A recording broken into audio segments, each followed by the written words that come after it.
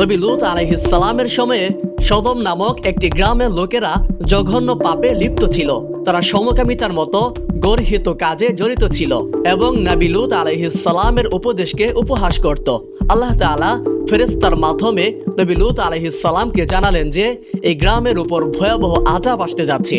তিনি লূত আলাইহিস সালামকে নির্দেশ দিলেন তিনি যেন তার পরিবারকে নিয়ে গ্রাম ত্যাগ করেন এবং পেছনে ফিরে আর যেন না তাকান। নবী লূত আলাইহিস সালাম তার পরিবারকে নিয়ে গ্রাম ত্যাগ করলেন, কিন্তু তার স্ত্রী তিনি পাপাচারীদের প্রতি মোহিত ছিলেন। তিনি আল্লাহর আদেশ অমান্য করে পেছনে ফিরে তাকালেন।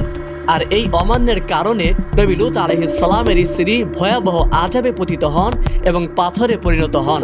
এই ঘটনা আমাদের শেখায় যে আল্লাহর আদেশ অমান্য করার পরিণতি কতটা ভয়াবহ হতে পারে। আল্লাহর আদেশ মেনে চলুন, পাপ থেকে দূরে থাকুন। নবী লূত আলাইহিস সালামের স্ত্রীর ঘটনা আমাদের জন্য একটি বড় শিক্ষা। এই ভিডিওটি যদি ভালো লাগে তাহলে লাইক, কমেন্ট এন্ড শেয়ার করে আমাদের চ্যানেলটির সাথেই থাকুন।